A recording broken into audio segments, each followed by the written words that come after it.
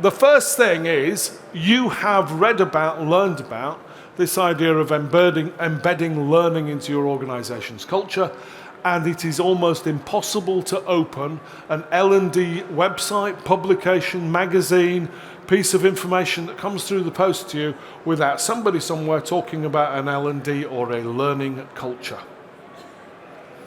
And I am not sure that everybody means the same thing when they use those two words together. So we're going to start by just saying, okay, so what do we mean by this thing called the learning culture?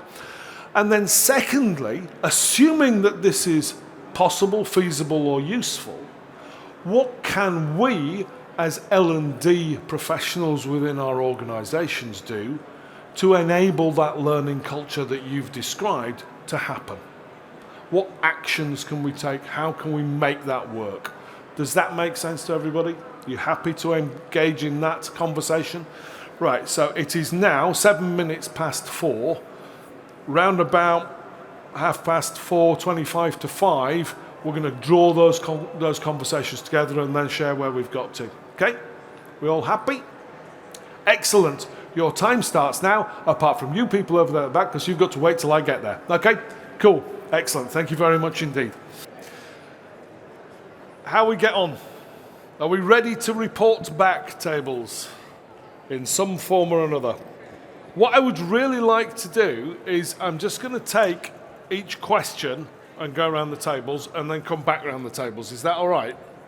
So what we might as well do is, saying there's Carmen standing there, could you give Detlef's table a microphone? Just give us the... You are kidding me. 2-minute précis of what a learning culture is, whatever consensus you manage to reach, Detlef. What a learning culture is? Well, who knows? Wait. We came up with fantastic stuff. This was an amazing group, guys. So here's a summary. First of all, learning culture you can see through the behavior of people and the actions that translate into habits. So we start with actions by investing actually in some learning opportunities they have, and then they become habits. So a lot of people are doing it, and it's really what happens then between people. It's contagious because we engage other people in this. We also talked about artifacts. So the fact, for example, that it's building rituals and making the tools available, or an architecture for learning. And so learning, we thought about culture, that was a starting point. You know, it's about the way we think, the behaviors, the things you see and how people show up in an organization. There was much more, but I will come back here. to you, Detlef. I will come Thanks. back to you. Nelson, can I take your table's views on what constitutes a learning culture? What does it mean to your group? I'm going to pass on to my colleague Jackie here, who's going to share. Excellent. So we had a really great discussion around this, because I don't know about everybody else, but it went from one point to another and started to evolve. And so we started to think about, not fighting for a budget. Businesses you can see that stakeholders want a culture of learning.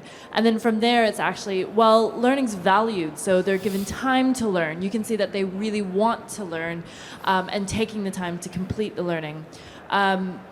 Learning reading as training. So rather than being told you're training and it's like, I got to get this done, it's actually, I'm engaged, I want to do this, I'm taking the steps.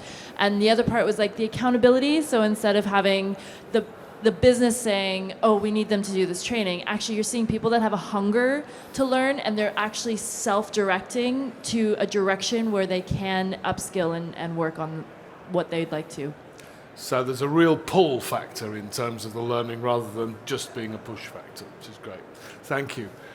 Kathy, would you either share the views of your table or alternatively hand the microphone on? Yep, no problem.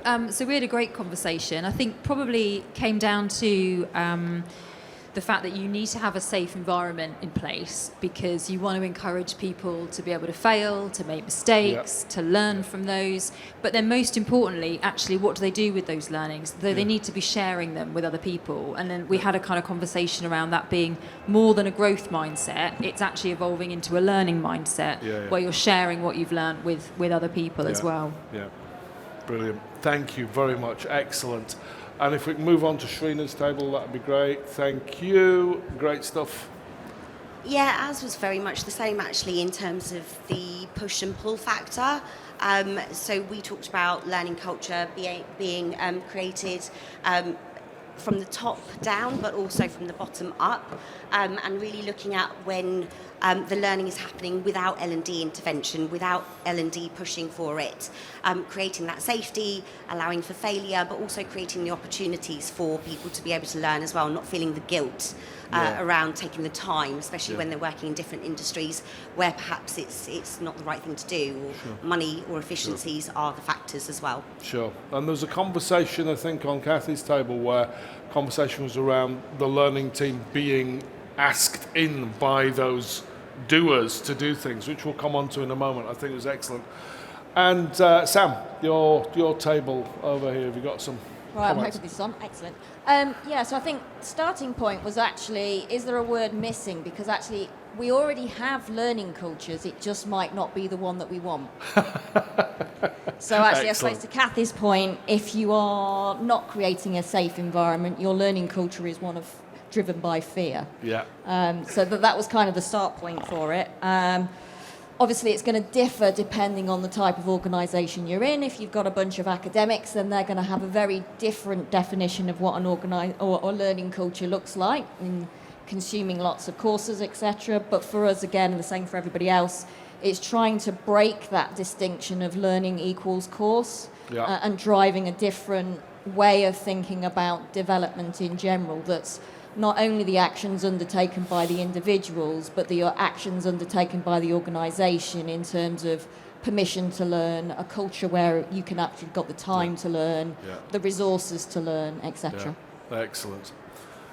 Angel, can you add anything to what we've heard so far about the learning culture? Anything new or different from your group? So we started talking about kind of it's the mindset and also the culture of the organisation and how that impacts on your learning approach, and really understanding where the learner's coming from, and the appetite for learning and the things that get in the way, and kind of just thinking around how what we support in terms of learning needs to be congruent with the culture within the organisation. Okay, yeah, good point, thank you. And Andrew, would your table please not only go on to talk about that and anything new to add, but move on to the second part of the question as well for me, thank you. Yeah, no worries. So lots of the words have come out around understanding what learning is and what learning isn't. We kind of had a lens where we started to talk about culturally what a learning culture isn't. So we kind of went around, we've done some therapy over here, it's been beautiful. So creating the permission to learn, the want to learn, it's not just skills and all of that good stuff that's already come out. And we talked about the separation of development and progression, and saying that you can sit in, and if your culture's right, you can develop, but without the expectation to have to progress or even the want to progress as well. Yeah. So we'll flick that over into the action side of things. So the action on this table is very similar. It's about either a want or action based around consultative behaviours with the operations and the people that are requesting learning or require learning, and consulting and doing some proactivity around identifying gaps and understanding those gaps and taking that to the right people to get permission to create the resources to go on from there. So a lot of the data stuff was coming out as well, which I think is throughout learning now, where we're all talking about data and that it gives the evidence on why we do that. And that allows to create the platforms for development and the learning journeys that are important. But yeah, I think the key message from us, it was more, it has to be consultative. It's about getting a seat at the table at the right time with the right people so that things can be moved forward. Yeah, and a really interesting couple of words alongside learning culture there is the idea of learning journeys. And the point that you were making, Angel, about, beyond the course, Sam, you were saying it's not just about an event, all the rest of it. All of those things are predicated around the idea that learning is not something that happens once, or happens on a Thursday afternoon, or happens at lunchtime on Tuesdays, or whatever it is, but it's a continuous process, and we need to build structures around there. Angel, your comments around what actions the team could, should, want to take? So we were chatting about we've got to work with what we've got. and kind of help to kind of work with everybody in the organisation, getting that buy-in, making it easy for people, really accessible, and almost like learning through stealth. We talk about learning in the flow of work, but actually it's recognising that learning happens all the time, so the continuous learning piece, and that we all create it. It's not just owned by learning and development, so getting your managers on side and the buy-in and co-creating that experience. Yeah, excellent. And if I can move on to Sam, actions from your table, Sam. So we spoke about, actually again, building on some of the stuff that Angel just mentioned, learning without L&D, so the active communities of practice where they're taking place in organisations, because that's a brilliant way of building a learning culture. Then other initiatives in terms of educating your colleagues around the organisation around learning how to learn, getting them to think about development in the same way that you would do for things out of work as you would do in work. Sometimes it is just as simple as putting out a content library, and that can have a massive impact on employee engagement scores, because that's still what people are looking for, and it becomes part of a journey to make something better. It does. And I think one of the challenges, and I'm going to pick up on that communities of practice piece in a moment, but that idea of having a content library does not in and of itself create a learning culture. We are not marketeers. The number of eyeballs on the number of videos that we put onto our LMS is not a measure of how good we are at what we do. It's just whether or not the titles worked, let's be honest, and whether that was attractive to people. So we need to go beyond that. It's not to say it can't be part of the journey towards, but it sure as hell isn't the destination. And as a judge of various awards, the numbers of times I get people saying, we've got a fantastic learning culture because we've bought LinkedIn Learning Library for all of our people, and I just bury my head in the hands at that point, because I do not need to see Americans with good teeth and pot plants on my laptop. Can we pick up with Kathy's team to have a conversation around the communities of practice specifically, if you would? Thank you. Can you just share your feelings more, Robin? Yeah, we had a really good conversation, actually. We talked about quite a few things, but interestingly, Fifi works for the Department of Education, and they're even kind of looking at this at an even higher level, a bigger level, and actually looking right at what does learning even mean. Yeah. Let's go back and kind of evaluate that and be really clear, which I think is actually a brilliant starting point for everyone, personally. But I just want to hand over very briefly to Kath, because she's got a great example about craft circles, which I think is going to be useful. So craft circles. Yeah, Take it away. They're very much like communities of practice, but we started something a couple of years ago where we're a technical organisation, so we have craft circles because we have circles for BAs, we have circles for project managers, and we thought it was a better name than communities of practice. So in those craft circles, we have leaders as such. Oh, I'm going out. But we also have like an inner circle of people that they volunteer their time to be best at their craft. So it's like, what can we do to be better? So each year they set up their OKRs, and they also then invite L&D to say, look, we're going to be looking at this, or we want to build learning paths for our level 1 BAs, or how do we move from a level 2 to a level 3? Can you help us in terms of putting together learning paths?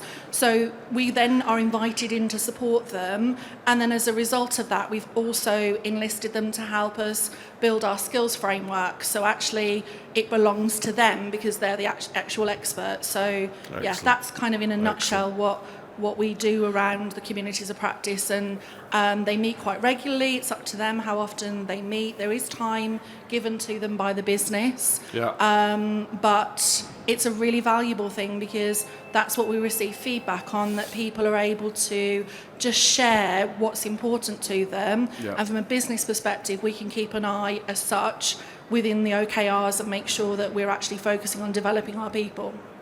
Excellent. For those of you not familiar with communities of practice, Google Etienne Wenger, Wenger, who invented the term. I was fortunate enough to work with him when he was on secondment to Lancaster University many, many moons ago. Fantastic stuff. Interestingly, I did some work with communities of practice with the financial services organisation here in the UK recently. They had a very interesting rule which I commend to everyone. And the rule was the community of practice. First of all, to get started, they said, thou shalt meet at least once a month. So there was kind of an expectation just to get them into the habit of doing it. But after the first 3 months, that was it. Meet, not meet, and entirely up to them.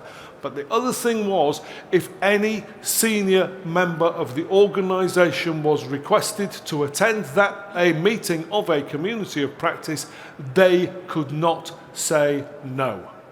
They might not be able to say, I can't come this week, or I can't join your meeting on Tuesday afternoon, but they can't refuse the invitation. And that took a lot of their time to do that, because we had, across the business, 32 separate communities of practice. So they were potentially getting a lot of calls to say, can you be involved in this meeting and all the rest of it. But they committed to it and managed it, and it was the biggest shift in the way that they saw learning within their organisation that I've ever seen. Just because I could actually send an email to the chief exec and go, can you attend our meeting? We just want to ask you a couple of questions for 15 minutes. And he said yes. That was the point. Great stuff.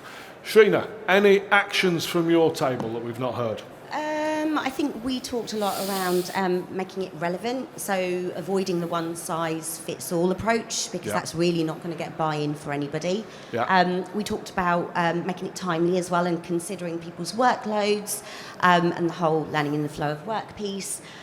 We also talked about making sure that there was value alignment, so not just across the organisation's values, but personal values too. And from that, we talked about, piquing curiosity. So there's training and there's mandatory stuff that people need to do, but actually what other learning could they potentially do through the organisation, or what's available to them that might be of interest to them, that develops them personally as well.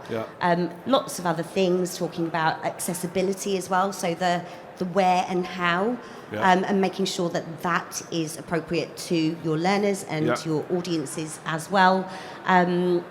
And what else? Demonstrating return on investment or expectations, but perhaps making it more engaging and talking about case studies and success stories, and getting the people that have been through those journeys and enjoyed them and done them successfully to talk about them and shout about them too. And that wider impact, not necessarily just thinking about it from in terms of ROI, but the idea of this changed. This has happened. This has made a difference either to this team or these people's work or these communities that they serve or whatever. Nelson, can I get your responses to what actions people are taking, please? Yeah, sure. To build a progressive learning culture, I think there's a real strong theme across both of the organisations around a focus on problem discovery. So really spending a lot of time up front, listening, speaking to the right stakeholders and employees to really deeply understand the root cause of the problem, rather than just responding to orders that are given by stakeholders in the business, bringing in SMEs and working with them. And that kind of carries its way through in the way you talk about learning. You connect it directly to the goals and problems you're trying to solve, and being very clear around what's in it for them, right? What's the value they're going to get from this was a key part. And also the way L&D's positioned within the organisation, as Jackie mentioned, not as fixers of the problem, but enablers for that problem to be solved. And that kind of manifests itself in a way where, for example, if there's D&I learning that's available, that message isn't coming from L&D, it's coming from the CEO. And similarly, if it's compliance, it's coming from legal, it's not necessarily coming from L&D. And an extension of that was measurement. I think in all the examples we had, there was a strong culture of measurement when you're defining the problem, to set those baseline measures and knowing what you're tracking. And how you know whether you're moving in the right direction towards the outcome. And that metric kind of helps you, those measures help you get more buy-in and for learning to feel more valued in the organisation, and that was key. Absolutely. Don't ever be surprised by a learning and development initiative that went wrong. There's my one trick for you. Because some of them will. We've all delivered some turkeys, let's be honest. But make sure we don't do it. Finally, Detlef, any actions from your team, please? Yeah. So the team had actually 9 actions we've been thinking about, and I want to build on what you said, because the highest level was really about, for example, setting goals on development. It sounds simple, but I've seen this working ones where 90% of the people had to have a development goal, and it totally changed the culture because it was tracked. As simple as that, setting a goal. And the other thing, and this came from Denise, is our ability to show the value. So if there's investment from the organization in developing people and building that as part of the culture, showing value can actually help to reinforce that culture over time. So we know that the investment is worth. The question is how to do that, but it's certainly one of the actions we should be thinking about. And the third one was simple things like educating our managers on the basics. It is worth taking the time for developing our people. It is worth to think about opportunities and then also find ways actually to accept that people will be leaving if we help them grow. Yeah. Second part was more at the behavior. And this is, we all tend to work in silos over time. So enabling, this came from you, really interesting, enabling to overcome those silos. Just collaboration opportunities and provide those as part of the culture is an expression of actually investing in it. Role modeling. If I'm part of learning, can I engage others in the same thing? So my role modeling will help. How many people are doing that in our culture? And the third piece was, well, if there's role modeling, maybe there's a feedback part as well as part of the culture. We're just used to exchanging feedback. We accept to do that, and we're not afraid of doing it. And the third level is the usual stuff. As learning professionals, we can architect or build or design stuff. So offerings that are not only available, but actually also accessible to everyone. Access is sometimes the big barrier, and how easy is that to find it and to use it? Diversity of offerings, because different people have different needs, culturally, but also their background, experience level, skill level, and so on. And the last but not least part is, well, build it into existing stuff. We're using Google's, others using Microsoft's, so can we build our solutions in where people do the work? Yeah. Instead of using Cornerstone, we use a G Drive, for example, because that's what people are using. Great ideas. So really more at the strategic level, behavior level, and then the architecting and designing. Yeah. Guys, was this reasonable as a summary? Thank you. Thank you, Thanks. everyone. That was fabulous. I hope that's been useful. Remember, culture can be as simple as the way we do things around here. It can be as simple as the worst behavior we are prepared to tolerate. It can be anywhere in between those two things. The phrase that I use most to define culture is the dominant attitudes which affect action. In other words, what people think changes what they do and the way they behave. And we can start that process, but we can never complete it. It has to come from below. It has to come from within the organization. And we can take some actions which can start that process, and we can then flag up the good practice that we've seen. And there's an example of one of the things that I'm talking about. I have banned the word best practice in my organization. I have banned the word best practice because I'm 62 years of age, I've been doing this stuff for 40 years come March, and I don't know what best practice is yet, but I can recognize good practice when I see it. By the time I'm in a box, hopefully I will have worked out what the best practice was during my period at the helm. But for now, I haven't got there yet. I still think there are better ways of doing what we do, and I still have that drive to do it.